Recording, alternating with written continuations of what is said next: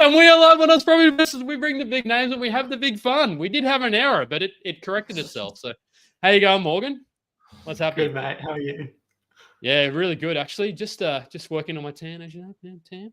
How you getting there? No, going really well. It's I sort of had a bit of a more relaxed day today, so admin focused. But no, really excited for this session. And I watched our live from 2.5 years ago, the Game of Loans. And it was, I feel we've come a long way, all of us. Maybe some more than others, maybe you guys more than me, but no, going really well. So what's going on in your neck of the woods, show? How you going? Oh, mate, I'm flat out like a lizard drinking, living my best life, mate. Just buying properties, having fun, and trying to get stuff done. It's a very interesting market out there. It's very challenging. I feel like, when you're buying a property, it feels like, oh, there's not that many deals out there. It's not many deals out for the last six to 12 months.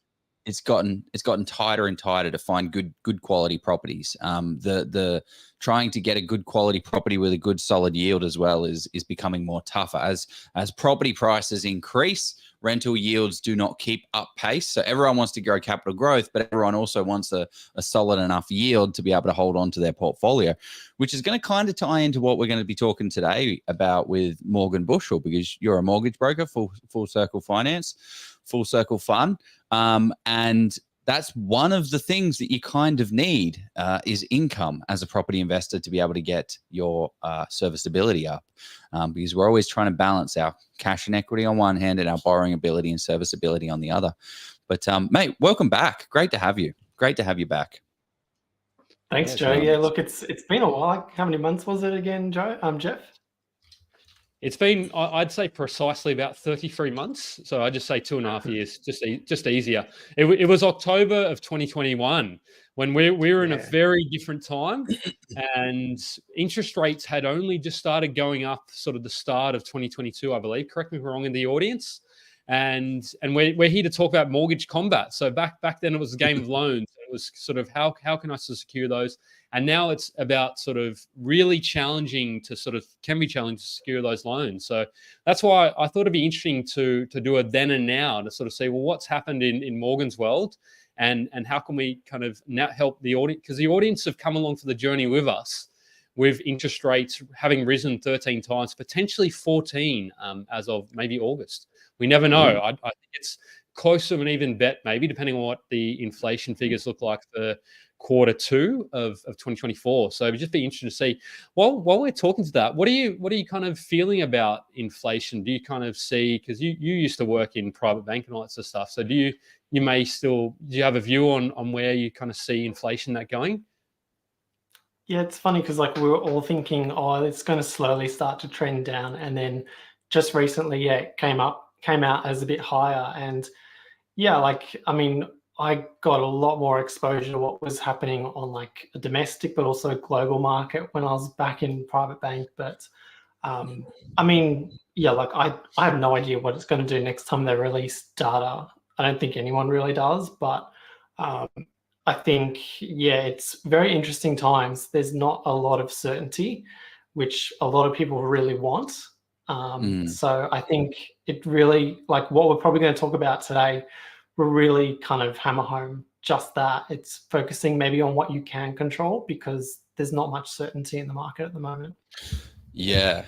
Well, it's interesting because the stage 3 tax cuts have now come into play. Now that's now what does that mean for people, like these new tax cuts that, I know we're kind of jumping on you pretty quick there.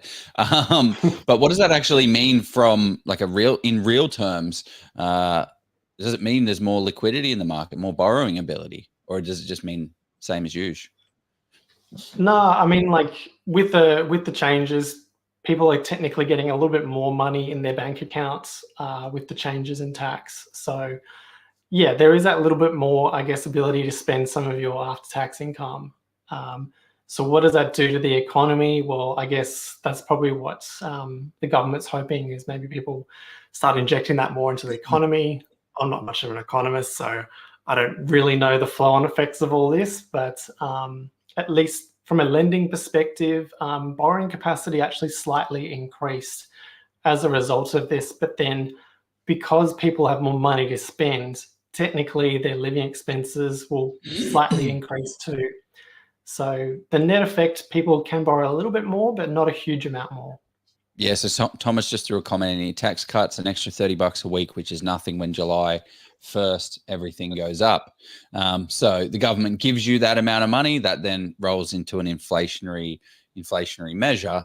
I was reading somewhere, some businesses, like some small business owners, like it's going to make a pretty substantial net effect for some people that obviously earn a significant amount of income, which might just affect the property market a little bit. Someone was saying it's like $100,000 extra of borrowing ability. So hey, that might be something. Sounds ambitious. let me see. You have to and you just have to harvest an organ or two to get that much more. No, we don't suggest doing that. But I didn't hear 100K difference. But yeah, you could be correct me wrong. But so what are we? So tonight we are here to talk about the mortgage combat. So what that entails, we're going to be talking to. Well, what has Morgan done in the 2.5 years since? Has he gone on a buying bonanza? Has he sold a property or two? How is he handling those higher interest rates? Because that's all we revealed as we sort of go along the journey. And then we'll talk about, okay, great. He's navigated that. He's gotten to the sort of final round of the Mortal Kombat. And now we're going to talk to what is he going to do next? What structure is he going to be buying it, if he's buying, that is? And how many is he going to buy as well? What sort of moves has he made to get him into the position to take out the round 3 kind of flawless victory, hopefully. And then if we have some time, I want to talk about what's newest and new and great in lending as well. Which so stay tuned. We'll have time. I'm sure we'll have time for that. So, but Morgan, I want to introduce you and make sure that for the people who haven't sort of seen you floating around. So you're a Sydney-based broker, director, and of Full Circle Finance. You've done a degree in economics. And you've done mostly sort of focus on banking though, and with an emphasis on private banking. So you did the 10-year, you call it a comfortable corporate career, and you sort of done a lot of stuff, and you've been a broker now since for just over 3 years, if memory serves me correct, May of 2021. And the thing that your claim to fame, I had that as 4 properties, but now you've purchased 5 properties using an initial 40K deposit. So I was going to say, if you're watching replay, go and we'll see if we can get it linked up, because it was the game of loans. We spoke about you bought burnt out properties that were still, and you sort of bought a property in regional Australia, which we'll sort of talk to that, because I want to hear how that regional property in regional Australia did. So yeah, that's an exciting synopsis. Yeah, that's the man. That's the myth. That's the legend. Let's ask the question. I want to know how he got, why he got into real estate. What got him in there? What got you in the door, man? Me, what got me into real estate? Well, I think for me, like when I was young, I started doing like little jobs. I was always saving for something, and I had no idea what I wanted to put that towards. And like I initially thought I just wanted to buy a home to live in, and then I kind of clued on to the fact that, maybe like buying an investment property could be a good idea. And it wasn't until I actually started working at CBA to begin with that a friend lent me a property book. And that was the Steve McKnight 0 to 130 book. And that just put me down the massive rabbit hole of property investing. And basically the rest was history. Like that really just got me obsessed about property investing, and that's pretty much how I ended up to like where I am today. One book. Wow. We had the man himself on the live session, which was super interesting show. If anyone wants to check that one out, I thought it was, but great. It's amazing. Good fun. Amazing how much one person can, like, it wasn't even a person. It was an idea. Can this guy buy 130 properties? And he did. And it's like, okay, cool. He's just totally fragmented reality for us, because that was not the exact book. Like one of the books that sent me down the rabbit hole of property investing as well. And if anyone wants to check it out, you can. It's well worth. It just inspires you. It inspires you to ask the question, well, what can I do? What is possible, and what is achievable? I don't know. What were the key takeaways? Like what did you get out of that? And then what did you do with that information? I think the main thing I got out of it was that I'd only just started my like corporate career, and I was kind of thinking like way ahead of myself, like, oh, what's next? Like, you know, do I want to be doing this forever? And I just wanted some sort of alternative means to have a better life later.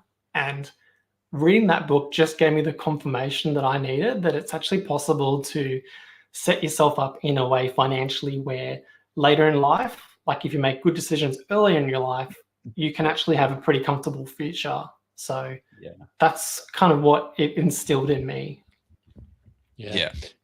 Speaking of that, I want to know, because we're talking about sort of, I wanted to bring this, we're calling an elephant in the room in its early days, and then we'll get into sort of what you've done in the last 2.5 years. But somebody said, surely the average Joe, and I brought it up because, of course, Joe's here, is struggling. Are you average Joe, or are you struggling? No. Well, I'm not to struggling, but their basic bills at the moment. Are we seeing that yet in the markets? What are you kind of seeing? Because you would get access to a lot of data, a lot of kind of not content, but a lot of spending information about what people are doing. What are you kind of seeing out there in terms of people's budgets or plans? To generalize, I mean, look, overall, it's way tougher than it was 3 years ago. There's no doubt about that, with rates being way higher than they are now. Yeah. And to a degree, banks have slightly loosened their policies to kind of combat this. But it's actually not impossible. Like, I've got some clients who have very modest jobs. It's less than 6 figures each. And, we're helping them buy their 10th investment property at the moment. So, 10th. Wow. Yeah, 10th. And it kind of comes down to being a little bit creative, looking for ways to add value, and just having a really good structure in place to kind of achieve the goal. So it's not completely impossible, but generally it's a little bit harder at the moment. That's super interesting. So can you just wind back? One of the things that I speak to brand new investors that are straight cab off they just, you know what? I see this whole investing thing. I reckon I want to do it. And they're like, Joe, I want to set and forget vanilla. Look, I don't care if it's 300 meters square. I don't care that I can't add value to it. I don't care that it's a large land size. I just want the pretty thing that I see on Instagram. I want to buy one of them. And that's not how I see how to make money in property investing. Can you talk through the sophisticated investors that you see? What are the types of things that they're buying and doing to what are they buying, and is that value add? Is it value increase and stuff like that? Or if the answer is no, it's not, then that's cool as well. But what do you see them buying, and what are they doing? Yeah. So the biggest thing here is, because rates have gone up, the borrowing capacity is lower. So looking for ways to add additional income streams to a property, so long as you've got the resources to do that, or have bought a property where you can easily add it. So like a very simple way could be like a granny flat, if the property permits it, or maybe converting a study into a bedroom, or just renovating in a way to make better use of the space. So just some of these very basic things, or maybe finding a motivated seller. I mean, that can help quite a bit with just adding the value, but it's finding ways to actually just mainly increase the income so you can keep going. Yeah. Okay. So increase the income by doing something. It's funny, Steve McKnight, actually, we're talking about him. He said you are paid in proportion to the problems that you solve. So if you buy a set and forget 300 square meter block, it's a very small property it's probably a new established dwelling that's just, you're going to buy and hold it. And the problem is, I see people with these in their portfolio and they're like, Joe, I want to extract equity. I want to add value. I want to get creative. I want to do something more. Well, you can't, unfortunately. There's no more in 1 year's time or 2 years' time, Joe, let's get some equity out. You just can't, because it's already at its highest and best use. But if you buy an ugly duckling 2-bedder that's on a 700-800 square meter block that you can convert to a 3-bed, or a 3-bed that you can convert to a 4-bed, or rip out the bathroom and spend 30-40 grand, and then that's going to give you $80,000 worth of equity. That's your new deposit. That's your new thing to be able to go out. I mean, the last time that we spoke to you was 2 years ago. 2021. Can you talk what Okay, specifically, yeah. Can you talk to that first purchase? Like, what did that actually look like? And yeah, what did that look like? Yeah, like it was really nothing impressive, and I'd read a ton of books, done a lot of self-educating, way too much of it actually. Like I just took forever to pull the trigger. But my first purchase was actually in Wagga Wagga, and to give you a bit of background, like I worked there for about a year through the bank's graduate program, and based on like all the research and me thinking I was doing the right thing, I bought there because I was like, oh, like yields are pretty good, you know, prices are pretty low, and I just had a feeling that at some point prices would go up. And at the same time, like I bought that because I'd really invested in the whole idea of buying under trusts. That I actually bought that one using a trust as well. Wow. For your first purchase? Yeah. Yeah, okay. Okay.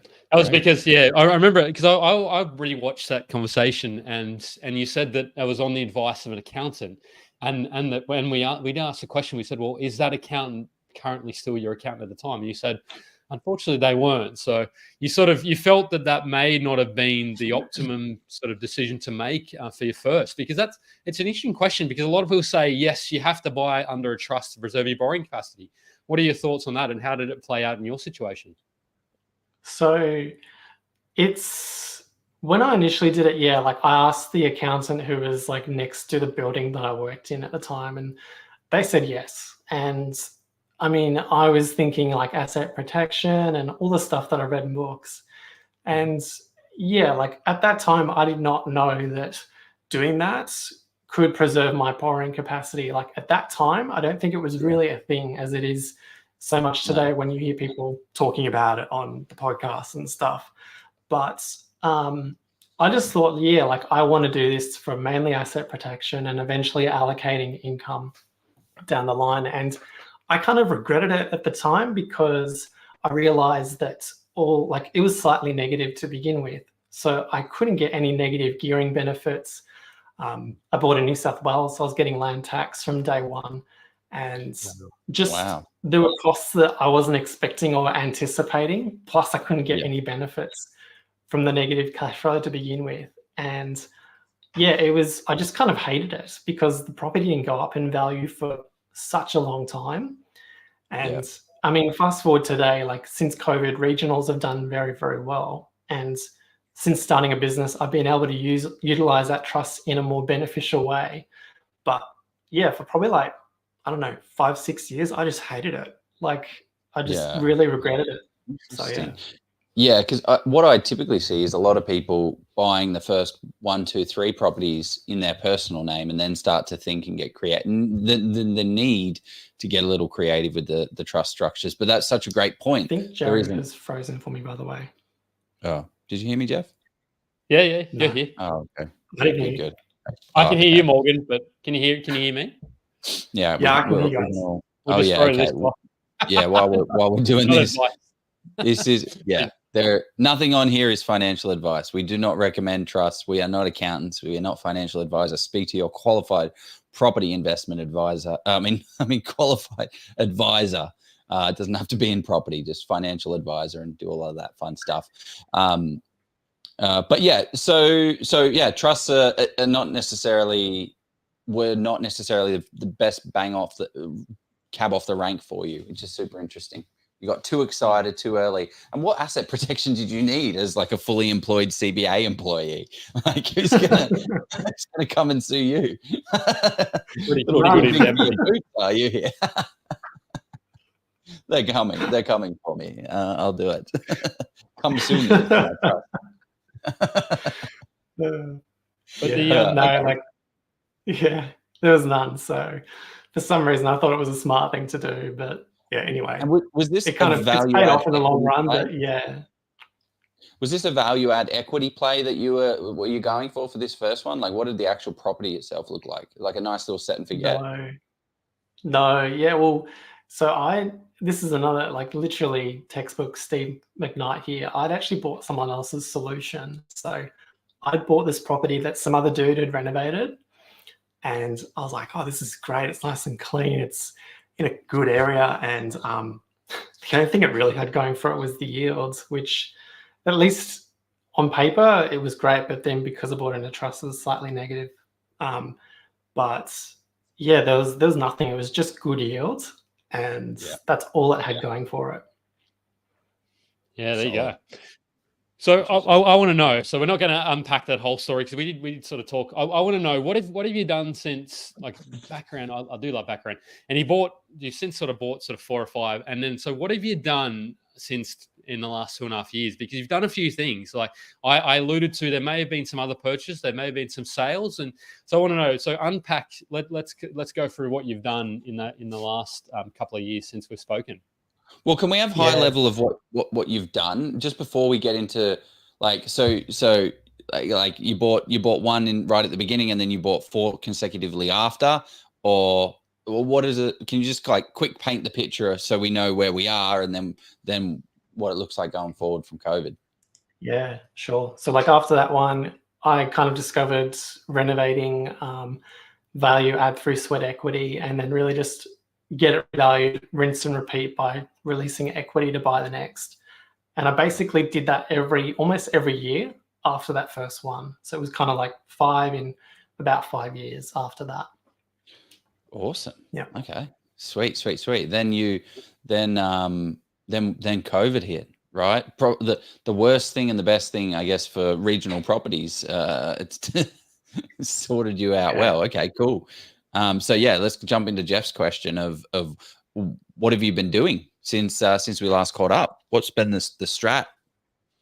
Yeah, so since we last caught up, it's all been like focus on business, because like when we caught up the first time, I think I was like 5 months into business, and it pretty much, like up until lately has been all about that, just helping as many people as I can. And that's been in itself quite an enjoyable experience. But the only other news is, like I actually have sold 2 properties as well. So apart from those like 2 things, that's kind of, the 2 main things. I guess the only other thing I've left out is, I recently got married last year as well. So it's probably arguably the most important thing. You should have led with that. But no, I think selling properties, and we spoke about this before, because to me, it's a bit of a taboo. And a lot of people say you should never sell, just keep and not pay that CGT. I used to be sort of on the fence about it, whereas now I think there can be an argument for selling. So it'd be interesting to unpack, well, what were the reasons, or which properties did you select to sell, and what were the reasons for those? Yeah. So there's 2 really good, so it was 2. I bought 3 properties in Logan, and I'd actually sold 2 of those. So it was kind of 2 reasons why I sold. The first one was basically at the time when I'd done those properties, I'd kind of buddied up with a builder who was great from a cost analysis perspective. Like everything that he did was quite cheap. But unfortunately, the workmanship was also quite cheap as well. So even though the properties kind of washed their own face, I kept getting hit up with like repair bill after repair bill. And it just got to a point where, it just wasn't fun. And obviously the property had gone up in value. So looking at it, I was like, well, this is really costing quite a bit to hold. But also it's gone up in value. So I decided to actually bite the bullet and sell 2. So I sold 1, bought in Kippering, and then I was like, oh, maybe I can. Right? Yeah. And then I kind of realized that I also needed to let another one go, which was in Kingston, Logan. So that's kind of why it was really holding costs just through the bad workmanship. But then also, looking at the prices, I thought, I really want to get on a hand of that cash and just hold on to it. And obviously hindsight, seeing how prices are today, I kind of regret it a little bit, but it was something that I really needed to do, because honestly, it was like burning a hole in my pocket. So I just couldn't maintain that. So when you say budding up, what can we learn from that experience? When you say budding up with a guy that wasn't necessarily the great builder, what does that actually mean? Yeah, so what I guess initially I liked about him is some of the materials we source, for example, like they'll be secondhand, or I thought they were new, but I later actually found out that they weren't. So he was kind of taking the piss, so to speak. Oh, wow. But then, Oh, so like, he charged you for a full freight, and then only, yeah. Wow. Yeah, so I actually found this out through other people who are in the community, but yeah, it was just things that happened, like the remaining Logan property that I've kept, like we had electrical wires in the roof, and he said like, oh, it's going to cost, I think 10 or 15 grand to remove it. And Wow. yeah, like I wasn't up there. I couldn't go up there and just see if he was actually lying about it. And he sent photos and stuff, but to me, I just felt like, I feel like he was kind of pulling the sheep, like the, what's the Wow. Sheep over the wool's eyes kind of thing. Thank you. What So where was the property manager? Did you try and, like, how did that kind of play out? Like, because I would, recommended by the PM. Yeah, so this is probably the flaw in it, and this is what viewers can actually take from it, is I would only engage the property manager towards the end of the project, because I would get them through to go, okay, what has to still be addressed so that you can rent the property out? And the biggest learning is actually engage them earlier in the process, and they can also be your eyes and ears on the ground when you're not there. So yeah, very good tip. That was the biggest learning for me, because I actually have no idea if that 15 grand was actually legit or not. And I don't like worrying about it. I just think, it was a cost that we just had to pay at the time, and a cost of business. So yeah, it's a lesson. It's a lesson learned. I remember I got so I did what you said to do. Like I got a property manager to get in. So I hired a painter, and I paid him by the hour. And I'm like, look, you need to knock this out quickly. And he's like, oh yeah, it's just dragging on and dragging on. I'm like, okay, you need to finish this. Obviously, paying by the hour means that they're going to try to take as long as they can. So then I got my property manager. The guy sent me a video, very dodgy, quick walkthrough. Hey, everything's good. I'm like, perfect. And then I sent my property manager out there, and then she comes in and just shows me, Joe, what the hell? Because this was in Victoria. I'm not in Victoria.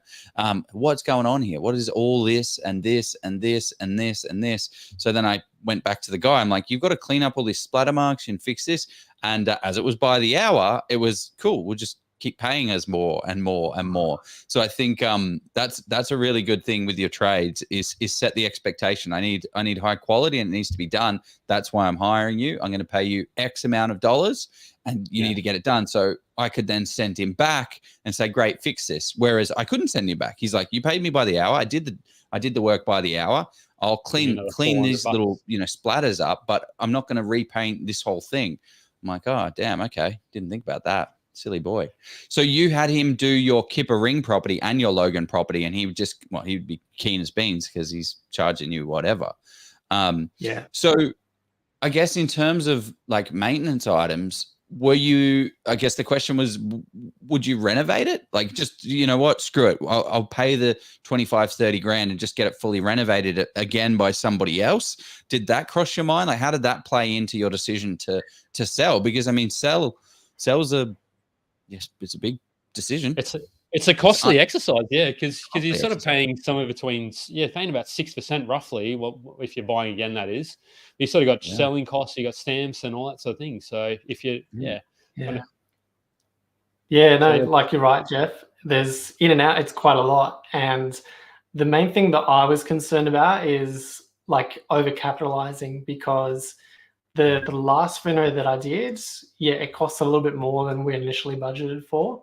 And so I was already like a little bit overcapitalized on that Kipper Ring one. And like it was like, okay, we still had to spend a ton of money, because when the tenants got in, stuff started breaking or not working.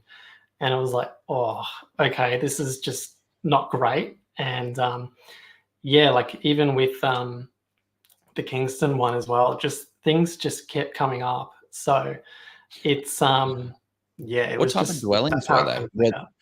Were they like fiber asbestos shacks? Were they low set bricks? Were they weatherboard? Like what were they? Yeah, so one was a low set weatherboard, and the other was like a high set. I think it was also weatherboard as well. Yeah. Yeah, so older sort of stuff. I want to throw this. This is potentially valuable. Very not good potentially. question. It is will be valuable. Yeah, it's from Brennan. He does ask some great questions, young Brennan.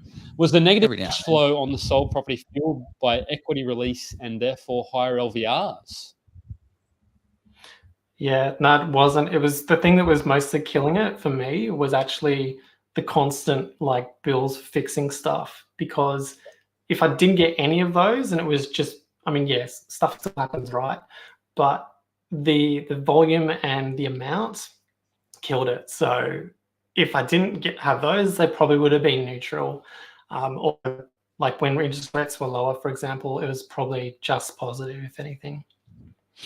Oh, we got a solid question here from Jordan DeYong. He said 3% to buy, 6% to sell.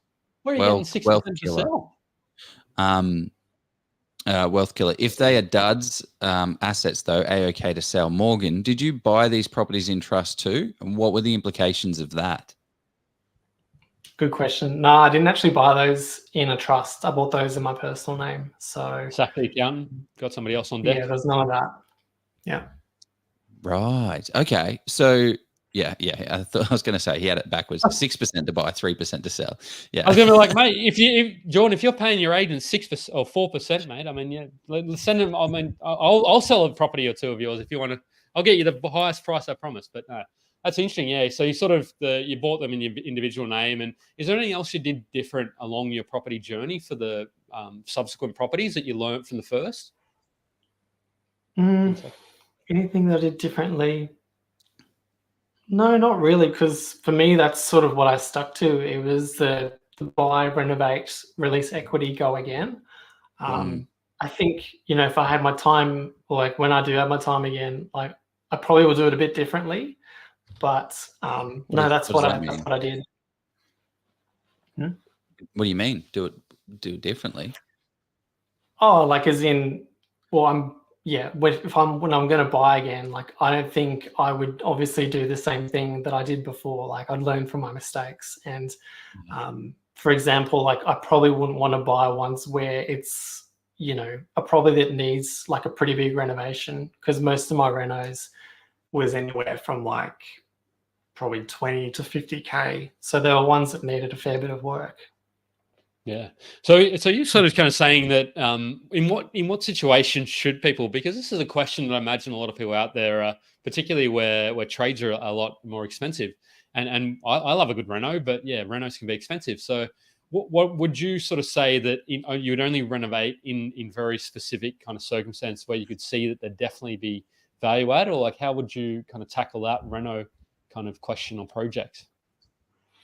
I think the main thing is like kind of anything when you're building the property team, like I'd be starting by interviewing builders and getting, I guess, an idea of some quotes where they see the most amount of money going to, where you can save money, where you don't compromise on quality. And then, yeah, I think identifying things that could potentially need to be replaced, say 0 to 3 months, 3 to 6, and then 6 to 12, and so on beyond. Just so at least that helps you plan out what you can do with the cash flow and kind of manage that as well.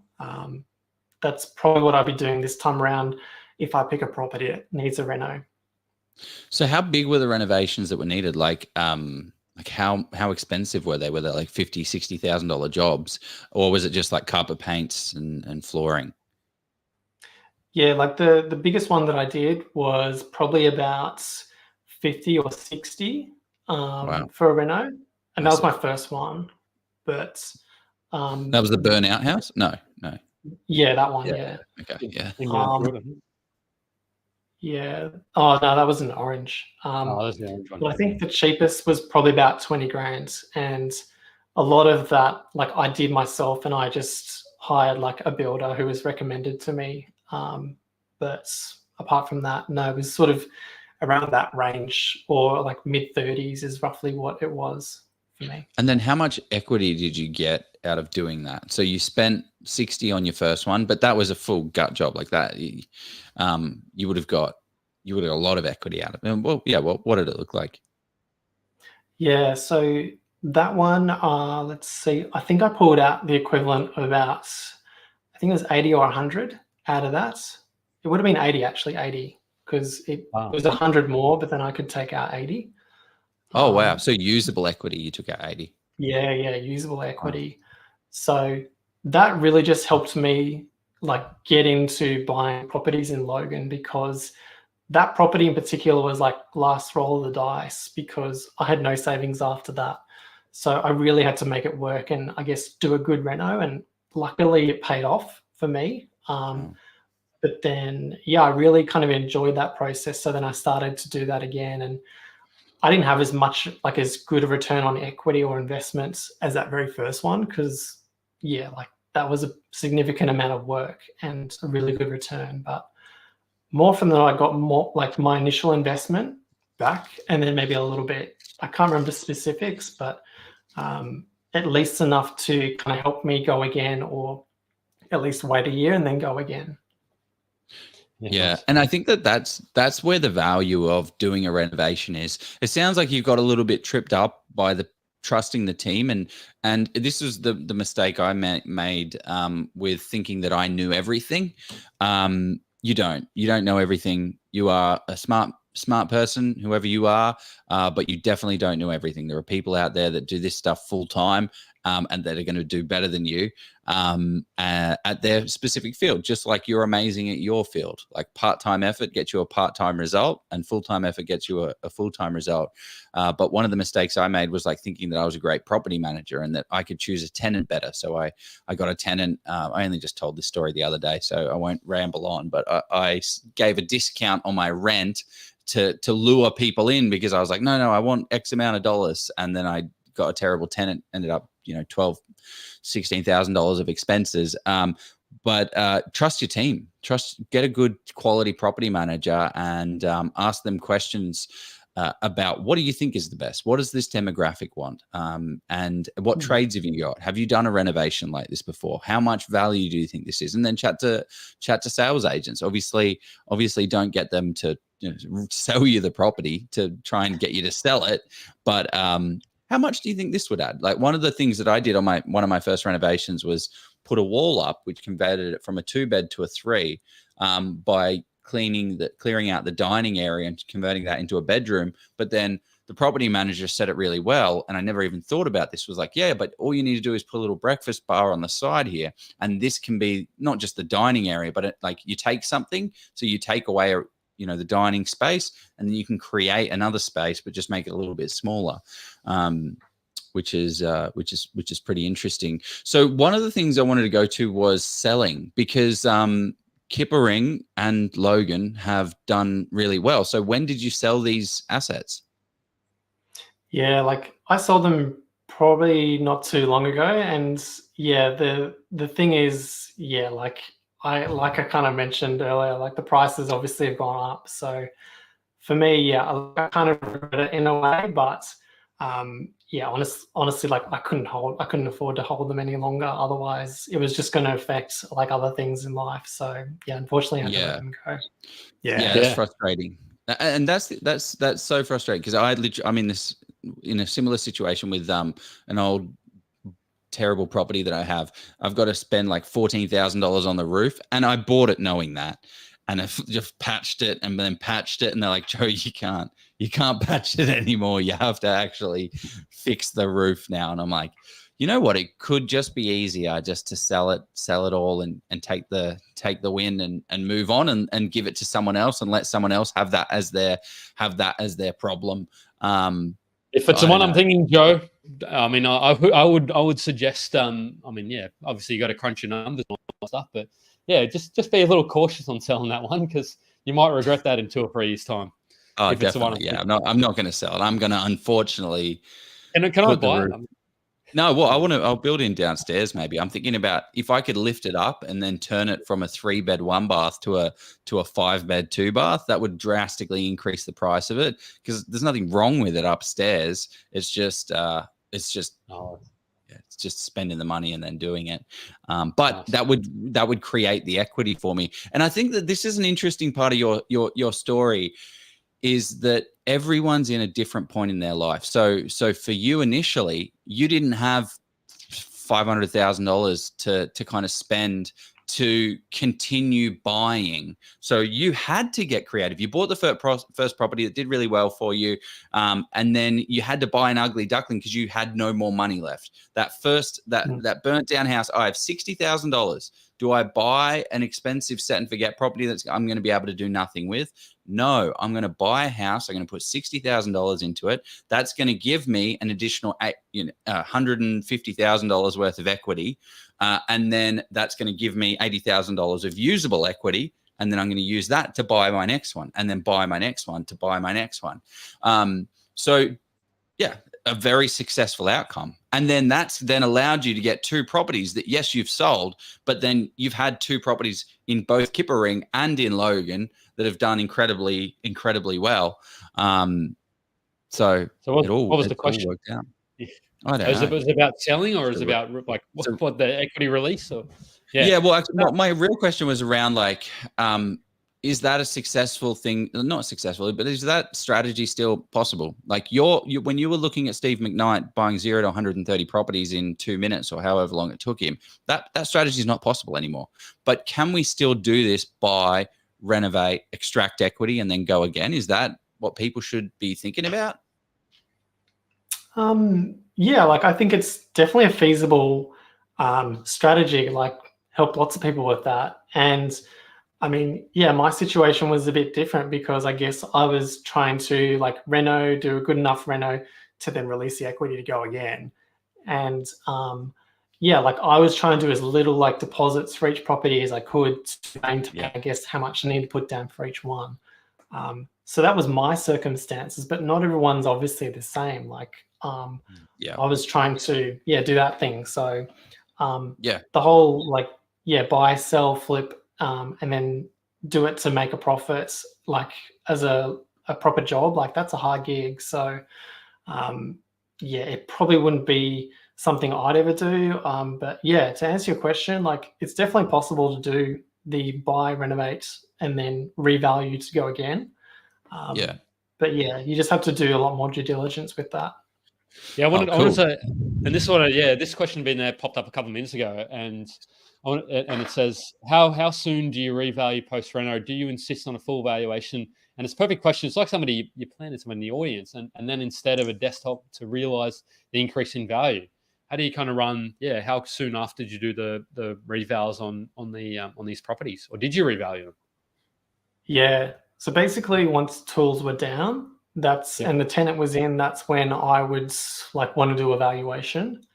And initially, and this is at least coming now from a broking perspective, like when you get the desktop valuation, if it doesn't come in, because it's a person behind a laptop, they don't normally know that you've renovated the property.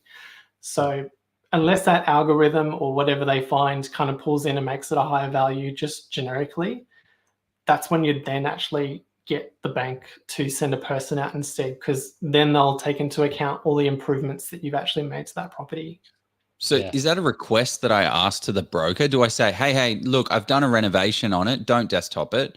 Please send a full valuation. And they're going to say, okay, cool. Well, we're going to have to charge you for that. We're going to charge you $250. Well, I don't know how much do they charge for it? And brokers will get it for free anyway. Mostly they should get it for free. Yeah. So like it's with some banks. I don't know any brokers that charge for that, but it depends on the bank, I guess, as well, because some banks it's free to do valuations, whereas some you've got to pay them as the client. I've paid for valuations. Yeah. I think if you're going to get an extra 40 or 50, I'm happy to pay $200. But I mean, if you can avoid it, because the interesting thing you point out, if we talk about an interesting thing that people at home is about the way the valuation process works, because as you say with the algorithm there, with a full valuation model, how does that sort of process work, Morgan? Like, what does the valuation report look like? Yeah, so they'll actually physically walk through the property and look at everything that's in there. So I guess, if you've done renos to the property and you just can't see that from listings online, then that's where you can probably get a bit more of an uplift on what would be a desktop valuation. They'll probably do more analysis on comparables in the market as well and give you like ones that are superior or inferior. So you get more of a detailed report compared to a desktop where it might just spit out a number. So that's soon do you do it? Sorry. Yeah, no, the other half of that question was like, how soon can you do a valuation? So how soon do you see people doing these valuations to get them?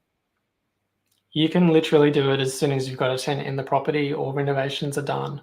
And normally what you would do is because there's a hierarchy to valuations. So you might as well start with a desktop valuation and see what it comes in at.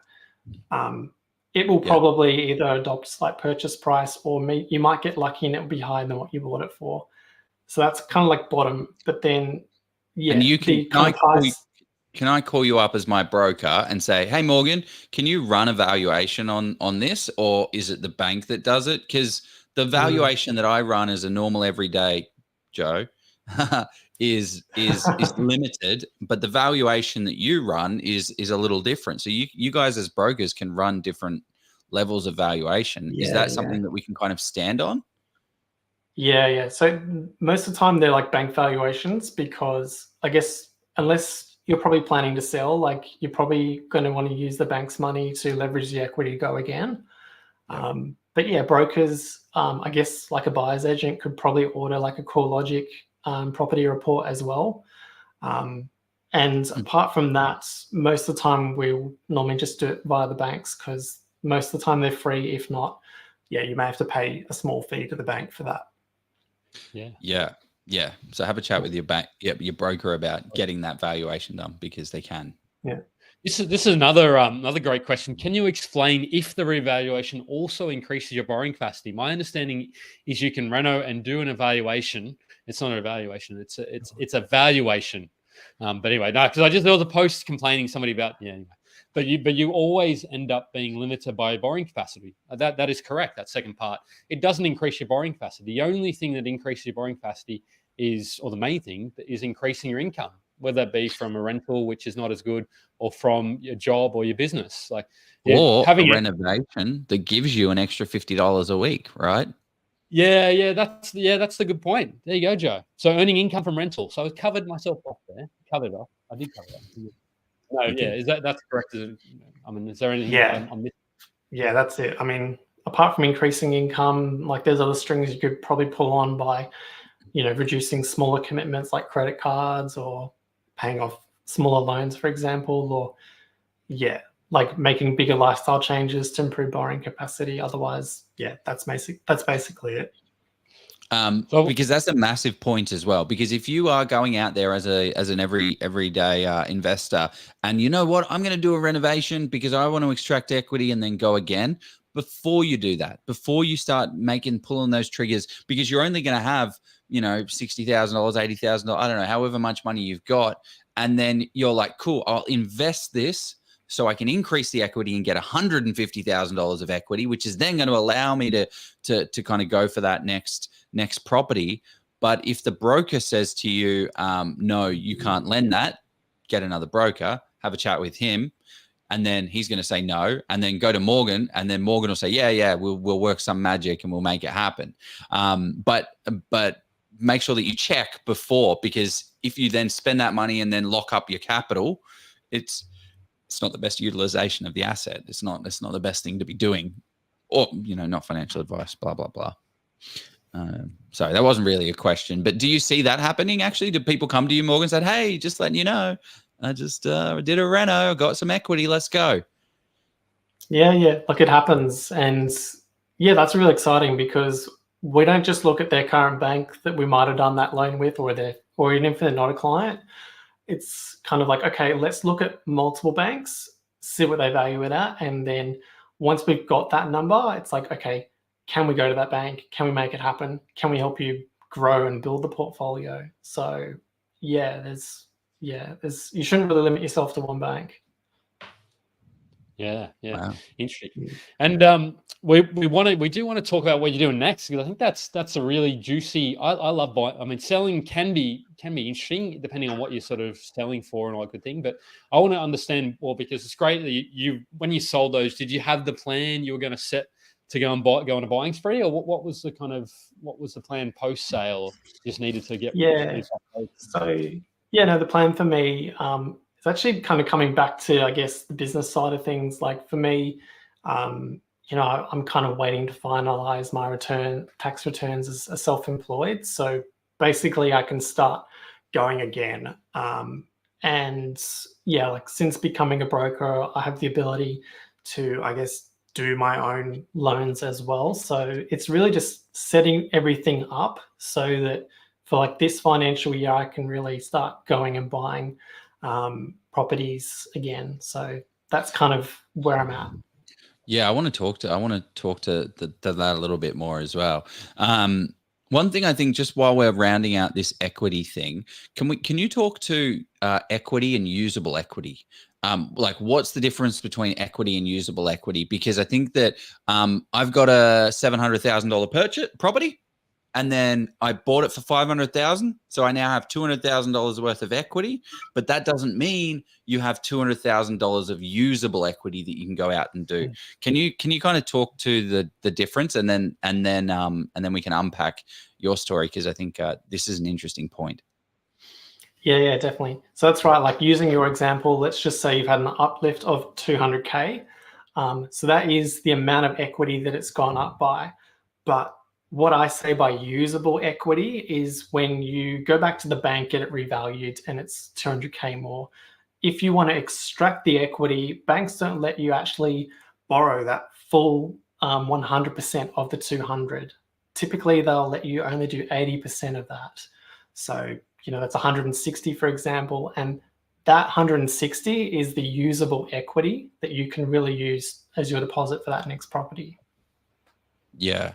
Okay. Yeah. So that's actually a pretty easy calculation to do. So it's not also about the equity growth that you've had. It's how much debt you have on the property. So, for instance, if you have a home value worth $700,000 and you have an outstanding loan of $300,000. I've got the calculator here. The problem is it's on my website, so Jeff isn't going to be happy for me to share this, but I think it's worthwhile showing the audience the calculation real quick. So, because this really opened my eyes to like, okay, cool, I've made X amount of dollars. Now what? So essentially it's the purchase price times 80%, which gives you $560,000 minus $300,000 of the outstanding loan. And then that gives you $260,000 worth of usable equity. So it's not 700, 123 minus how much? 300, which looks like 400,000. God, too many zeros. Which looks like 270. No, it looks like $400,000. It's actually only $260,000. But you can go above not 80% though, Joe. It's just that then you incur LMI. Well, you can. Yeah. You just enter it in the calculator. It works out pretty nicely. But it's a basic calculation, which I think is super useful for people. Okay, well, I want to unpack, because what I feel like you're doing right now is the correct way to go about investing. You are strategically thinking. It's not, because these purchases, you could have held on to your Kipparing, you could have held on to your Logan one, and that would have done well. You would have made money. But the way that you're thinking is like a slingshot. You're taking a step back, and pulling this slingshot back so you can launch yourself forward. So the reason for selling these assets is capital, so that you can have the capital to go fund a better returning investment. So I want to dive deep into that. Before we do that, we're going to jump into our ad, and then we'll jump straight in. Anyone that has any questions about any of this, throw these in the comments now as well, and we'll get to as many of them as we can. But let's do it. The amazing thing with commercial property investing is that in most cases, it's cash flow positive from day one, which means that you can drive those profits towards paying down the debt. There are instances with commercial property investing where you can actually have the property pay itself off over 10 years, which is absolutely crazy. With commercial property, you get massive net yields, so you can expect anywhere between 6 to 10%. And as we've seen in the current boom, these properties not only provide large cash flow, they do certainly grow wildly in value too. Now, with big rewards comes some risk, and this is why you should de-risk your investment as much as possible. And the way you do that is with expert due diligence. And this is why we highly recommend people hire professionals to help you along in your investing journey. Steve Polisi of Polisi Property is one such expert. Being a chartered mechanical and structural engineer in a past life, Steve draws on his analytical and mathematical skills to do that expert due diligence for you.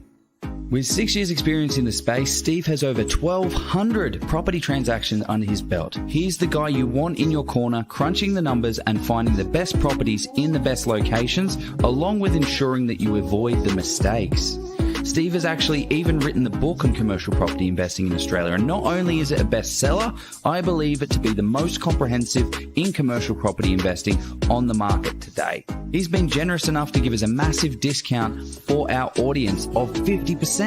So use the code OZPROP, click the link below, get a copy today, and start learning and getting on your commercial property investing journey. Wonderful. Okay, Mr. Slingshot. He's still doing that. He's still doing bloody 100% off Polisi with that book, I think. So jump on there to get that book for free rather than 50%. But he thinks he's done 2,000 now as well. But so Morgan, so tell us, I want to know, what are you planning on doing for the next 6 to 12 to, however many months? How many properties are you purchasing? Or what is the plan on how many properties, and what entity? And if we can be a bit cheeky, where are you kind of liking the look of at the moment, if we can ask that? Many questions. Yeah, so the plan for me is, first things first, we've just obviously completed a financial year, so getting all the books done with the accountant. I think this is probably going to be the first time that I'm actually really excited to lodge them as soon as possible. Just because, I want to actually, set things in place that I can buy, I guess, as many as I can for this financial year. And the plan really is I kind of did as much as I could before, and now it's just in setting everything up in a way that this year was all about buying. So once that's all done, it's basically setting it up where I can just start buying properties. So that's where I'm at. So how many are you buying? What are you buying? Before you get into the good stuff, what does setting it up mean? So you've got your financials, because you've run a rather successful mortgage broking business, which now allows you the capital to be able to, and the borrowing ability. But what does setting it up mean? So how did you think about structuring, and how did you think about that side of things? Well, what questions did you ask to understand? Oh, yeah. So come on. No, kind of what we went through earlier with usable equity. It was refinancing my loans to release usable equity, to basically structure it in a way where right now I've got kind of everything set up with all the released equity, but I'm also not, I guess, paying any interest whilst it just sits there waiting. So now that's kind of all done, and it's just really waiting for, I guess, higher income with my accountant to then use that equity to then go buy more property afterwards. So what did that equity release look like? Is so you had, I don't know, $300,000 of usable equity, and you went back and refinanced, and now you just put that equity out and then put it in your offset account. Yeah, that's literally it. So just structure it in a way where the existing loans, I've kind of rewritten them dollar for dollar, but then created what would be a second loan, which would just be an equity release loan on interest only. And then, I'd park the released equity in a linked offset account to that equity release loan. So it's just sitting, waiting to get used now. That's awesome. That's exciting. And that assumes that you've got the borrowing, doesn't it? So that's the question I imagine that's on everybody's lips. It's great, I've got equity in some of the properties, and I'm I just need to I've got so much potential usable equity, but two components of that is you need to show the bank the income. So I either need to increase one side of the equation, the income, or interest rates need to come down. So there's many. What are some of the creative things that you've seen people do from a rental perspective? Like, how have they increased rents? What are some of the ways that you've seen people increase rents? An example. Yeah, an sure. example. An example of one that I've seen recently is very recently is someone got solar panels on their roof. They put solar panels on. They paid like $4,000 on it, and that gave them an additional $60 a week rent, because it's going to help reduce the electricity bill for people out there. So people out there are like, oh, wow, actually, I can't afford my electricity. I'm going to get solar. I'm willing to pay a little bit more for that property. That then reduces their electricity bill. It then makes a tax deduction for you. So that's a super creative one I didn't even think about. So hats off to that. Can I have some of those tenants? Can I have some of those tenants, Joe? Because that's like well, no, $3,000 you don't have them because you don't have solar, mate. Yeah, but what, $3,000 a year though? So they're willing to pay. How much is it anyway? So what? As Joe said, what are some of the creative ways or things that people are doing, Morgan, that you're seeing? Yeah. So I didn't know about solar panels either. So that's pretty awesome. But yeah, look, maybe that's what I can put on my roof instead of replacing it. Yeah, what else can I put there? No, some of the basic things is just literally doing a cosmetic reno, so nothing structural, but enough to bring it up to market value where you can achieve market rent.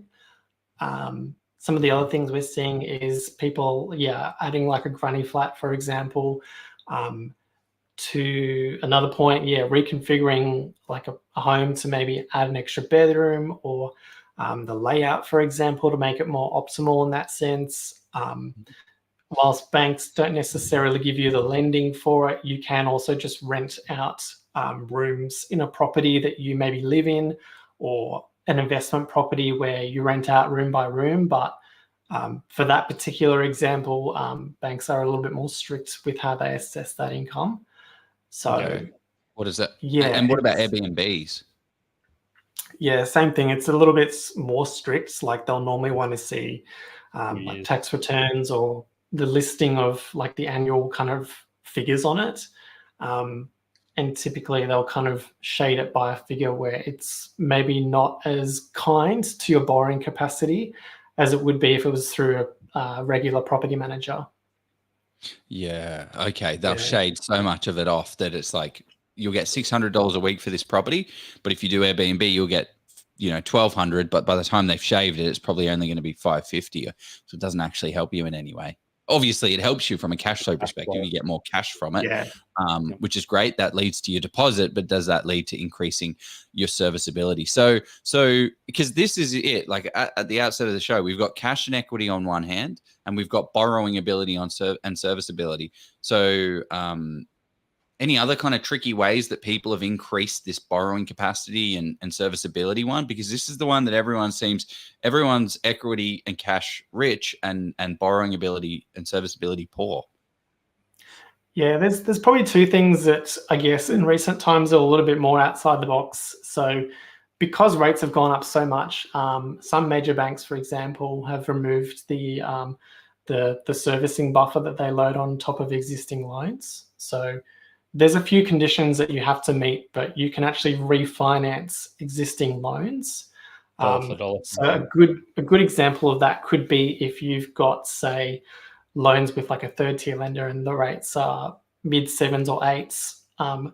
You could potentially refinance those to one of these first tier lenders, so like Big Four kind of bank sort of stuff, and that can actually help with cash flow and to a lesser degree also give you more borrowing capacity because of the interest rate change. Interesting. And then the second thing, which is kind of a bit more relevant to these times, and I think it depends if it's the right thing for you, is some people are starting to utilize trust structures to preserve their borrowing capacity. And I use the word preserve quite strongly because it doesn't, in my opinion, give you unlimited borrowing capacity. And to another degree as well, if it makes sense to you, then that's probably where you could utilize it. It's just a lot of people don't really realize that there's a lot that comes with, using that type of vehicle that maybe they don't quite understand. So like negative gearing tax offset credits is massive, Yeah. right? Land tax as well. Yeah, that's right. Annual costs, land tax. Accountants we have to fees. remember as well, like this is all based on this at this point in time. Like banks are pretty happy to accommodate it if you get the accountant letter, but they could very well change their policies tomorrow, and then this strategy's kind of out the window. So yeah, and then it's stuck in a trust. But also once you have it, it's kind of like people now. Like we talk to people that have 20, like started their investing 20 years ago, and they've got like 30 properties, and they're like, you know what, Joe, I'm actually not going to sell any of my property. I would, but as soon as I sell, I'm not going to be able to borrow anymore because I own these assets now. I've got them in the loans, but if I sell, I then will never be able to borrow to buy that next property. It's like, that's super interesting. Okay, ride or die. Hopefully, if you got 30 properties, you got enough equity. I suppose you could, but you could pay cash. But there's usually a solution. It's just how much you want to pay for that solution, isn't there, Morgan? Yeah, definitely. And it comes back to how badly do you want it? Because there's big changes or things you could do to buy more properties, but some of those mean real big changes lifestyle wise or cost wise. So are you willing to pay that cost of business? What if things change? Like you kind of have to be prepared for that. So potentially. But also the people that do nothing get nothing, right? Yeah. Like the people that sit on their hands, the people that we chatted about 2 years, the people that were listening to your podcast 2 years ago that have done nothing with their property investing journey because not because they can't, the people that haven't got an ability to completely understand, but the people that just sat around doing nothing because they heard this and that and interest rates are going to go up would have lost out. And if they bought one property, probably $250,000 worth of value, right? Like I've seen people buy a property 12 months later and absolutely kill it. So I don't know. I feel like we can get real negative about it all, but there are definitely real ramifications. But don't find a way. Don't stop and just say, you know what, this isn't going to work. Find a way out or through. I suppose for me though, I just want to say, like, if you are going to put yourself in a financially stressful position by finding that way, please just really consider that, because because the worst case scenario, because everybody's saying yes, rates may go down. Maybe they don't. Maybe they go up one or two more times. And what happens then? You then sort of, so just kind of really stress and run your portfolio. Run your portfolio on that. Like you need to do on the Deal Crunch calculator that we have, everyone has access to. We give it away to you guys free every single week. You just need to jump in our group and you'll see it floating around. It has a stress test built into the back, the next couple of pages, where you can test, okay, what if interest rates go up? What if 2%? And then if that is too much money for you, you know what? It's too much money for you. Now you know, and you have that answer. I want to get back to this because I think this is we sort of stepped through some of I want to know the steps, because we did hit on, like, you got your tax return sorted and then you sort of set up your equity release. What are the steps sequentially? And we'll sort of run through these and we'll try and ask questions, but we can't promise that. Thanks Rob. Sure. So like my portfolio, I've got one in a trust and then two in my name. So the way I kind of tackled it to get ready was I actually decided to refinance and release equity within the trust property first. And the rationale behind that is some banks with trusts, for example, like I kind of alluded to earlier, like if you actually, like borrowing in those is typically a little bit harder because the banks don't allow you to apply negative gearing to those loans. So for me, that was a little bit harder. So I figured I should do that first and kind of get that one sorted. But then for the two remaining that were in my personal name, the plan was to go to a bank that basically allows me to utilize an accountant letter saying that my trust is cash flow positive, which it is. So that meant that that particular lender, upon seeing that letter, meant that they could kind of no longer include my trust loan in their analysis. And that just meant that I could kind of release all the equity from the remaining properties in my name. So it was a two-step process, but basically by doing that, that's how I kind of got ready. And the same thing, like we said with Joe, with usable equity, it was setting it up in that way. So now literally everything's set up, ready to go. So now that trust is really paying for itself, though, because if you didn't have that trust set up, the bank would say, okay, no, we need to encapsulate this $400,000 debt that you have in this, in your personal name. And then that means, one, the loans that you have on these two properties are going to be a lesser quality because you might have to go to a second or third tier lender to be able to afford that.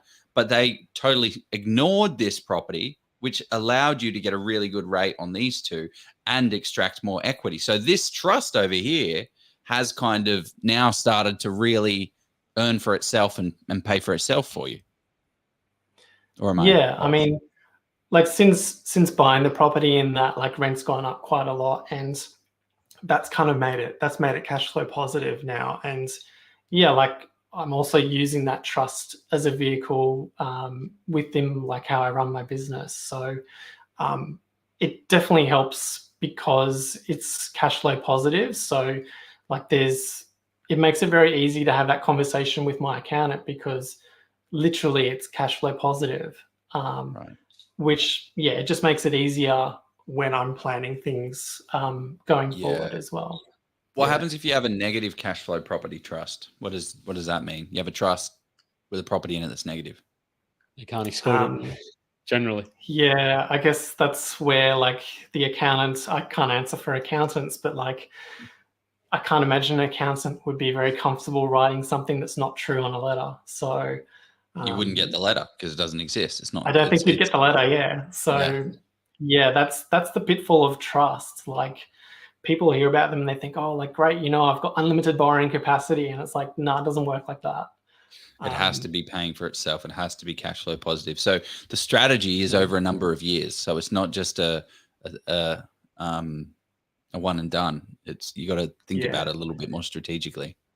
Because again, property is a finance game. Yeah, that's it. We're all kind of governed by what the banks are willing to lend us because not all of us have a pile of money. But I mean, in some pretty rare instances, people can buy commercial property, put it in the same trust, and then you've got a positive cash flow trust. But not everyone has got the deep enough pockets to do that. Yeah, but also I was chatting to my accountant about that situation of like, oh, great, because I've got a number of trusts. And then he said, no, the commercial properties are a business, like income generating, like it's a different thing. So you shouldn't mix your residential and commercial trusts together in one. So I don't know anything about that. I just listen to my accountant. So speak to your accountant. But that's what I was told, which is interesting. Okay, cool. So we've gone back. Okay, cool. The bank that excluded... just quickly, I think I know this. This is from Jason Silva. So the bank that excluded debt from the trust, did they include the rental income or exclude the entity altogether? You can't include the rent. You'd be double dipping. Like, why would they? Like, that's absolutely very. Is that that's true? A very generous. They double dip. How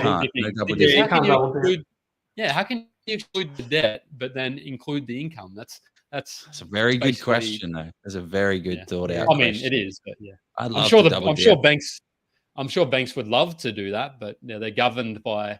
That wouldn't be prudential lending. However, no. Oh, not to talk out of school here, but you can, if you have multiple trusts, and then you own these trusts, you can then give one trust money and income from another trust to help bump up the other trust. Oh, Joe. I don't know about that. That's just a guess, but I'm getting creative now. I would be comfortable if Jeremy was on the call now to talk to this, or another accountant. But I'll call him now. I'll get Jeremy. I'll get Jeremy on the phone. Just double check. Yeah. That's super interesting. What happens when you have a hyper cash flow positive trust that's spitting off $3,000, $4,000, $5,000 a month, and then they've excluded that from the borrowing? What do you do with that income? Interesting. Spicy. Yeah. Exclude the loan, exclude the income, but then on the flip side, if it's doing that well, maybe it's worth including it. So it may actually help. So it'd be you may have the ability to include it, and if it's going to help you, then do it. Yeah, nice. Okay, so just going back, just to what your setup was. So you took a step back, you got your financials done. We've now decided that you are buying, you extracted all the equity out of your portfolio, you sold down 2 properties. So you're just sitting on a lump of cash. And obviously I'm not going to ask you what that lump of cash is, but you got a good set of cash here. And then what are you going to do? Like, how are you going to split this money up? Let's say you've got, $2 million of borrowing capacity. Does that mean you go out there and buy a $2 million property? Or you say, oh, I'm going to buy 4, I'm going to buy 3, I'm going to buy 2. Like, how are you kind of framing this and strategizing this from a broking perspective? Yeah, I mean, for me, like, I don't really necessarily want to put everything to the limit again, and just go like completely nuts. I mean, yeah, like I've got a whole year to kind of do it. And for me, yeah, like it's going to be, I guess, as much as my borrowing capacity allows me to with what I've already done. And to a degree, I won't really know that hardcore number until my accountants have done the returns. But yeah, like the goal is to just really buy as many as I can. And then, yeah, that's really what I'm sticking to.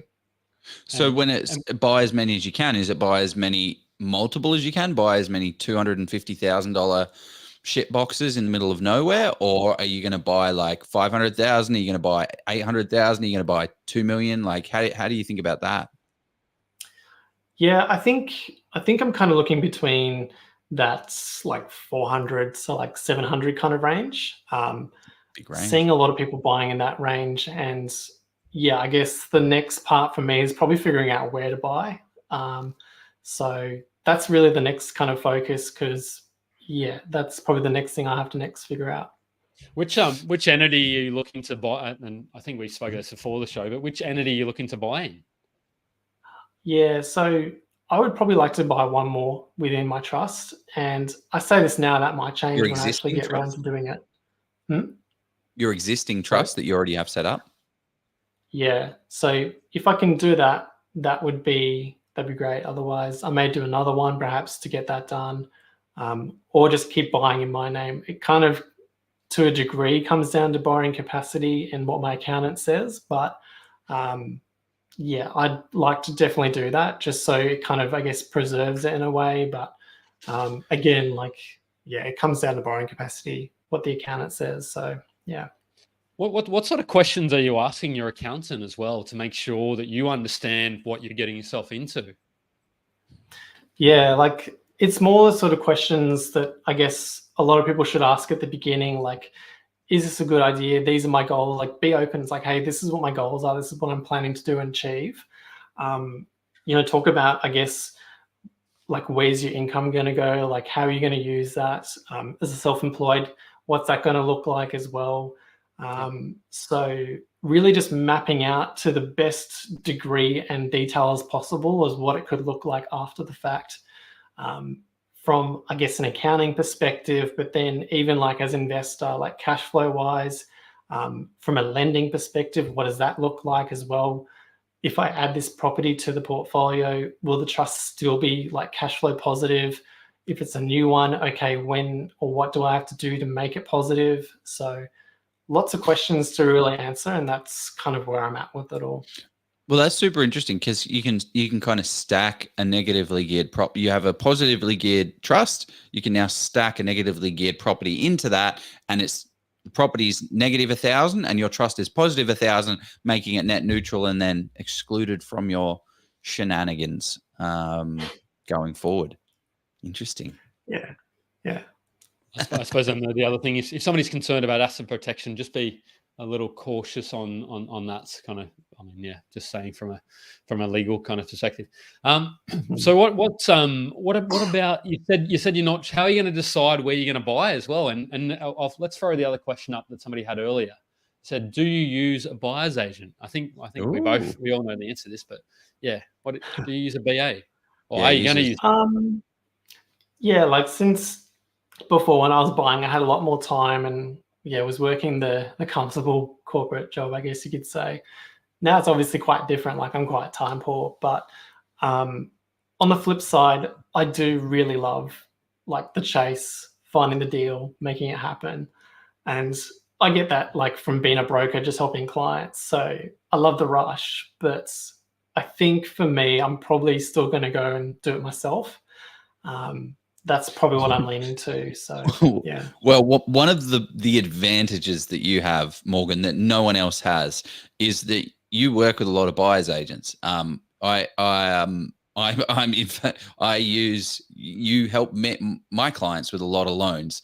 So you see exactly where I'm buying. You know exactly where, and you work with other buyers agents. So you know exactly where all of those buyers agents have been buying over the past couple of years. So you've got some insights. So please, no one go to Morgan and say, where's Joe buying? Because he won't tell you. Obviously, but you've got some really good setup foundations of like, okay, cool. I'm seeing a lot of people going to this area, and this area. I'm going to dissect and just dive headfirst into these 3 areas, and it's going to give you a little bit more to go. But also, you're an investor at heart. You bought 5 properties yourself. I don't think you'd ever pay. Yeah, I guess the only time I probably would is if I'm like so busy that I just don't have the time. That's the reason why I would ever use a buyer's agent. Otherwise, yeah, like I just love the thrill of the chase. So until that happens, I think I'll probably stick to what I'm doing.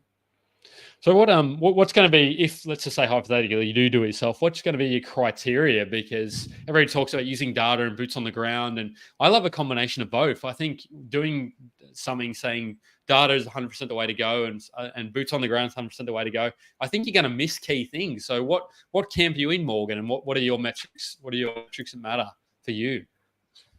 Yeah, so find out where all the other buyers agents are buying and buy there.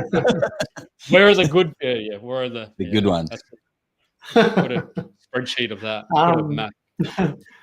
No, honestly, like it's funny because I do like clients. I get to see from where they're buying and through buyers agents and stuff.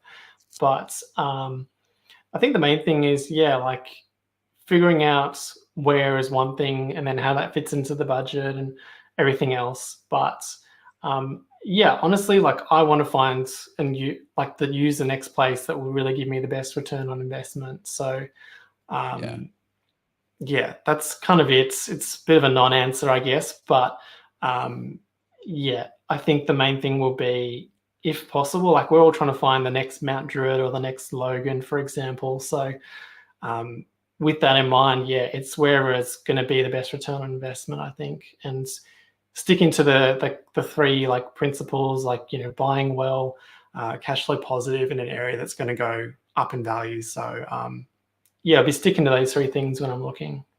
What does cash flow positive look to you? Because I mean, in higher interest rate environment, I mean, you're looking at sort of 7, 8, depending on what year of VR. So what is cash flow? Yeah, and you're going to be doing business lending, so you're probably going to be lending at like 7% anyway. So to get a cash flow positive property, you'd have to be at 8.1 or 8.2%, something like that. Yeah, it's pretty hard to get that these days, to be honest, cash flow positive. So that's probably the reality of it. It's just something that's with the times. So either buying something where you can add the value to increase that.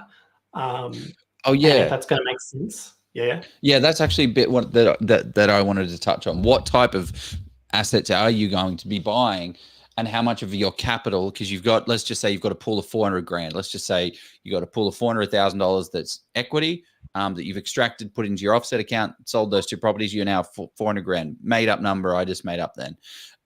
How much of that? Like, how are you thinking about that from a renovation perspective? Because every time you do a renovation, you take from your asset pool, but you are giving to the equity pool. So how do you think about that? Yeah, if I can help it, like I probably would, unless it's like the deal really warrants it, I probably would want to steer away from doing renovations, just because, like you mentioned, the like realization of getting that is just slower. Like each time you do one, you've got to release the equity to go again. So if I can, I'd probably, if anything, want to buy something where I could maybe do it later, but it's not going to compromise on getting a tenant. Like frozen equity, like get an ugly duckling property that you can get a tenant in straight away, and then create a bathroom, do a bathroom renovation, do a kitchen renovation, do a 4th bedroom, leave it as it is now. Yeah, like that's at least the plan. I mean, yeah, like I'd prefer to stick to houses, ones that are solids. I haven't been much of like a fan of units, but seeing a few people buy those in certain areas. So it's things like that are kind of piquing my curiosity, and obviously I have to do a lot more research on that sort of stuff as well. So yeah. Yeah. This is one of the interesting things that I think people are like, because I don't really care. One of my second property was almost a unit. Like I almost bought a unit that was a deceased estate. The person actually died in there, and they were there for weeks, and it was like gross. And they literally ripped out everything. There was no flooring, there was no pipes on the wall, and it was an amazing renovation. Super, super good deal. But it's like, it just comes down to the deal itself. But townhouses and units, I think, are going to be super interesting over the next couple of years, because as houses get more unaffordable, like I live in a unit right now. I'm a busy professional that earns a good income. I live in a unit. It's because I want to live in Cronulla.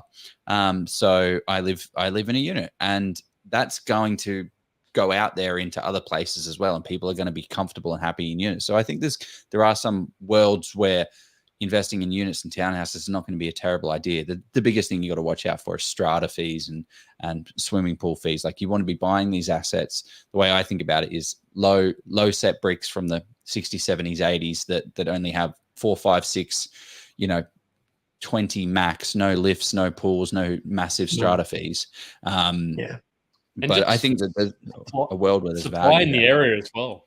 I think that'd be my main concern. Like, you just have to be very, like, you buy an apartment in like a green square or even sort of a lot of parts of Melbourne. Like, you're sort of talking South Bank, or they're still building down there, and I haven't been down there in probably 4 or 5 years. So from what I understand, they just won't stop. They can't stop building because they need to do something. So I think, I tend to, and I've sort of looked at areas as well where there's potential for, and I'm sort of starting to see that now in areas that I've earmarked. So what's the thinking behind no renovations? Like, what are you getting? Because we all know, like we've just covered off, your entire portfolio was built on renovations. That gave you the equity that allowed you to go again. Why are you not doing that? Yeah, good question. So it kind of boils down to, I'd say, 2 things. So one is the time aspect. Like, even if you're not lifting a paintbrush or doing anything, I just don't have enough time to do that. And like, I'd probably be in a position where I'd pay people to do it. I still have to manage them, or at least manage the property manager who manages the professionals. And I mean, you can probably do a fair bit of due diligence on like how much work's done, but there's still, I guess, the aspect of things that are unknown, like things that you don't know until you start poking and prodding on like walls or things that you actually have to replace. So if it is possible to buy a place where I don't have to lift a finger or do anything that's like structural or cosmetic for that matter, then that's great. It just means I can move on to the next one way quicker than having to wait, I guess, to realize that renovation or uplift in value since I bought it. Yeah, interesting. Okay, cool. And no, that makes perfect sense. I mean, my first renovation, I'm gonna mess the numbers up here. I bought it for $280,000. I spent $30,000 on a renovation, and then got it revalued at $360,000. Right, so I spent 30, and I got $360,000. So that gave me that amount of equity. But the real value of it, it's now worth $550,000, $600,000 because I bought it well. So my thinking is, if I bought that thing at $360,000 and held it, I would have made all of the money from buying in the right area and choosing the best location and the best property at that. However, for me, in my early stages of my property investing portfolio, that was really important for me to pull my equity out of it to be able to go again. But now, as someone that has a more established portfolio, that equity is not as valuable as it is at my early stages. So the types of properties that you're buying now are not necessarily the same as what they were at the beginning, which is super, super interesting, because you're valuing your time, but also you're like, cool, I can buy like you have a successful business, right? You can buy a boatload of property. You have a big nest egg here, and you have a big nest egg of serviceability and borrowing ability, and a big equity and cash. You can pump. So increasing equity by $50,000 isn't going to move the needle for you. So it's like, cool, I don't need to spend that time. I just need to go out there, acquire until you've run out, and then you regroup. By that time, that first one would have grown substantially, the second one and the third one, and then you're like, great, let's go again. Super interesting. Yeah, no, definitely agree. And I think the main thing as well is like fundamentally, the improvements actually go down in value, whereas the land goes up as well. So I guess thinking about it just purely from that perspective, like, yeah, at some point you're probably going to have to renovate it to bring it up to a standard where tenants are going to be happy and they're not going to trash the place or whatever. But yeah, really we're all just kind of investing in the thing that goes up in value, which is land. So yeah, and all land is soaking up the economic value that is created by the economy around it. Someone wrote here, Brendan wrote here, the utility of time and money is a massive consideration. Also, the diminishing returns with the repair is a massive consideration as well. Basically, be aware of what season you are in personally and buy to that. Well said. That sums it up nicely. Yeah. I mean, and as well, what you want to achieve, because it's all good and well, like just because somebody's sort of 60 or 65 or whatever, whichever age they are, even if you're 20 or 25, if you are comfortable with sort of 50, 60, 80K income from property, maybe you don't need to, even if you start, or maybe if you have a goal of 500 or 600K, then doing a buy and hold, and just even if you've got a ridiculous kind of business income or sort of corporate income, so it's kind of really going back to where you're at in your journey, which is what Brendan said there. So I wanted to address this question here. If you've got, so I think this one is because I'm sure a lot of people think about this. If you've got working equity of 160K, can I use 80K for a deposit and then go back to use the next 80K for the next? Or do you use the whole 160K on the one property? I'd say you wouldn't need to use the 160K necessarily on the one property. But yeah, what are your thoughts on that, Morgan? I've got a way I'd structure that, but how would you structure that? And why? Yeah, I wouldn't really throw everything at one property. Like if you can try and preserve that capital to, I guess, spread it more. And I mean, look, it's kind of it depends answer as well on your situation and where you're at in the property journey too. Like that could be the last roll of the dice, and you just have to throw that to make it work until something gives. But if it's someone at the beginning, then yeah, like I'd try and spread it as much as I could if I can. But I think the question as well, even from a sequencing perspective, I mean, I could be wrong, Robert, but correct me if I'm wrong here. But what I think Robert's saying is he's saying get the 80K out, use that 80K, then go back to the bank. And I think there's a risk in doing, I mean, I would personally, I'm not saying you should or shouldn't do this, but if you're comfortable doing so and your team around you, I would, because what's the issue is sitting the 160K in the offset? Because the challenge, if you go and get the 80K, what happens if your circumstance changes? And next minute you can't get that. Yeah, I think that's what he's asking. I could be wrong. Yeah. Okay, now I understand. Well, yeah, from that perspective, like we don't know what's going to change in the lending world tomorrow. Like they may change policies or make it harder to access equity.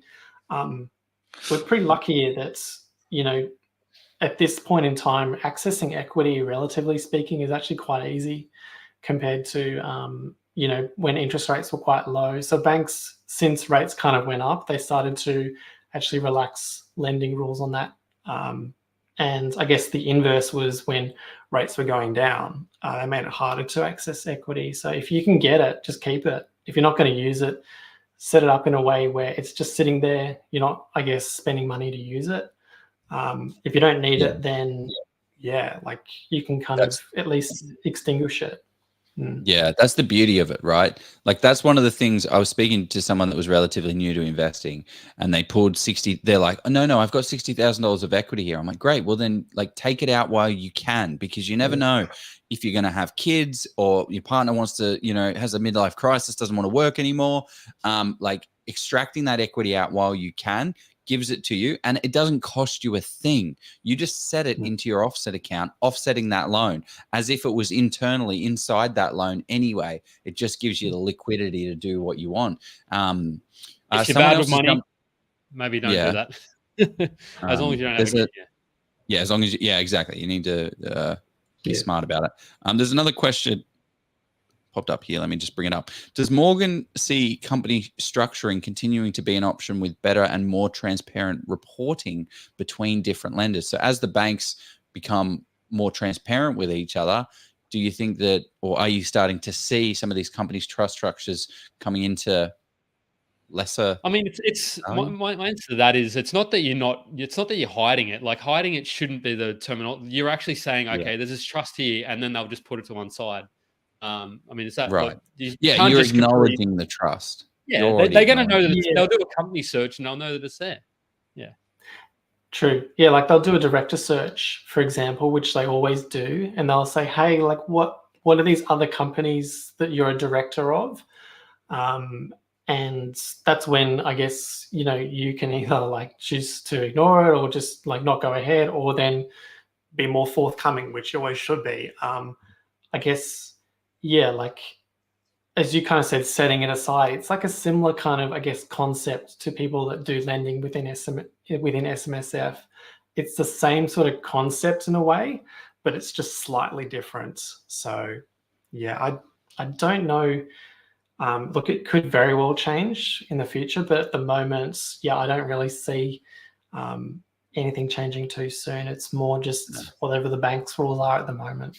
I think I mean, the banks are there to lend money. Like, that's the vibe that I've been getting off you from when you're talking about lending and the interest rates have gone up, which has totally screwed the banks over from a lending perspective. So what did they do? They had to release and relax their buffers to allow more lending, because their job is to allow people to borrow to buy money.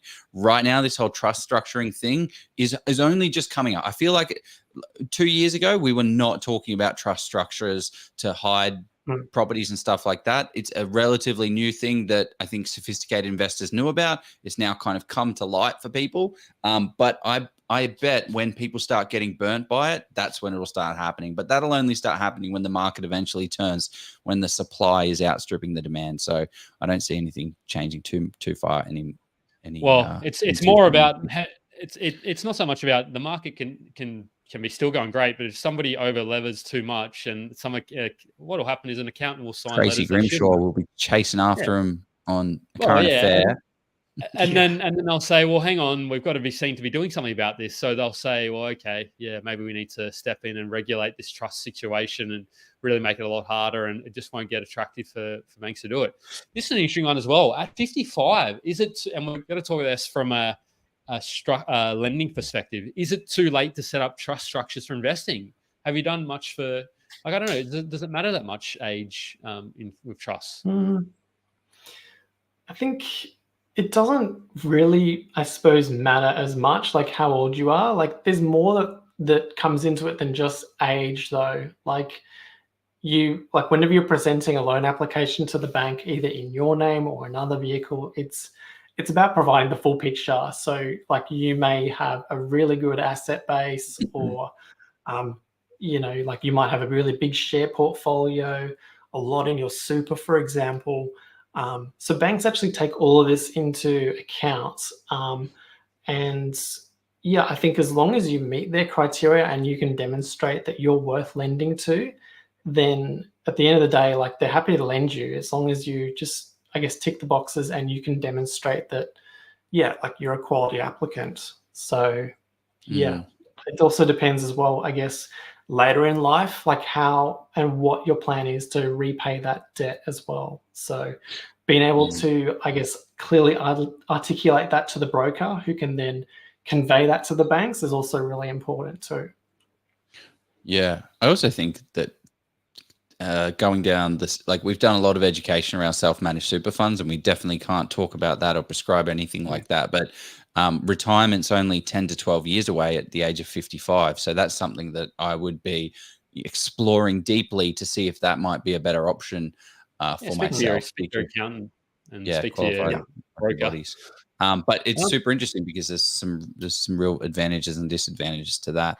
Let's try this one, and we won't ask too many. Let's like Joe. Yeah, we got way too many questions in there, Jeff. I know it's popular. People love talking about lending.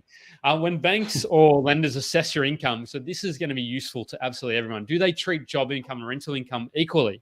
Specifically, if you experience a 20K increase in your job income compared to receiving 20K in income from rental, is what that? How does it all look like? It is different. Great question. Thanks for that. Yeah. So the short answer is, generally speaking, like a wage versus rental income, how banks assess it today is they're quite different. So they'll normally take, in most instances, 100% of your income for borrowing capacity. Depending on your job type as well, like they may slightly shade it a little bit. So if you're casual, for example, that could be one, or depending on, I guess, whether you're self-employed, for example, there's different criteria there. But rental income, yeah, they'll either shade it from like something like 10 or 20% of the gross amount. So more like, generally speaking, in most instances, like the increase in your salary versus increase in rent will have a bigger impact if it's from the salary aspect than rental income. Shady.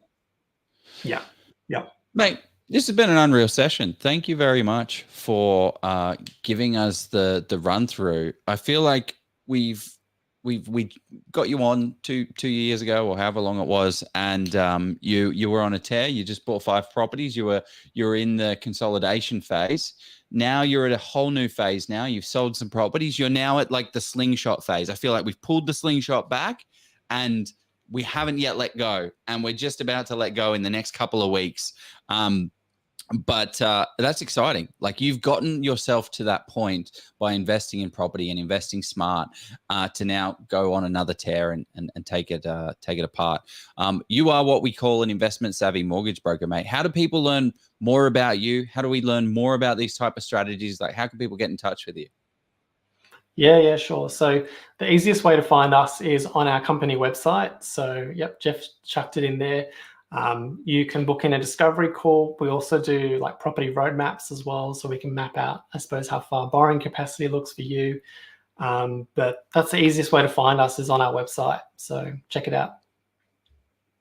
And you keep raising so many good points as well there, because property roadmap, like, I think that's absolutely critical. Like, if I'm going to buy, how am I buying the next 3 or 4 properties from a lending perspective? It's a super valuable service. It sounds like you're doing there. Well, you're going. Sorry, it's such a great point. The roadmap is so valuable, because it's like you have X amount of dollars, and then it's about how do you allocate that successfully. Like what I alluded to, you've got $2 million. If Morgan goes out there and buys a $2 million property, that may screw up the ability for him to continue his borrowing journey and buying journey. So it is a roadmap, but it's about also the allocation of capital and the allocation of your serviceability and borrowing ability, and making sure that you're balancing those things so that you're getting the right income and the right value, so that you can keep buying and keep getting ultimately a larger portfolio. Because you can go out there and buy a $2 million property, but you may actually be able to go out there and buy individual properties that to the value of $2.6 million or $2.7 million, and that have a larger income than that original one, which then means you have more exposure to greater markets, and then also more income coming in to support that debt. So you really have to be very strategic about that. And the first point of call is a mortgage broker to just kind of be like, mate, I have no idea about any of this stuff. What are the steps that I need to take, and how do I go do it? And then they're going to give you some pretty solid advice around, okay, you need to just take a step back, do these 3 things, reduce debt, do this, and then come back to me, and then we'll be able to buy you your first property that'll look like 500, 600, 700, whatever it is. And then do that slingshot thing, that exactly like what Morgan is doing. Unreal session, mate. I appreciate you taking the time and running through us. Definitely. It's been great with you guys, and like exactly what you said too. Like, it's all about not what you can do now, but what does the next one look like, how you're going to get to it, and so on. So we do that, and that's something we do as investor savvy brokers. So if you're interested in that, feel free to reach out for that too. And I think I've known you over 10 years now, Morgan, as well. Like we Really? maybe even 11. Yeah, we first said we had a drink at Ice House Hotel in I don't know if Ice House is still open these days. But yeah. Yeah, I remember that. Yeah. We're talking property Gosh, chat. it's been a while. Yeah, I know.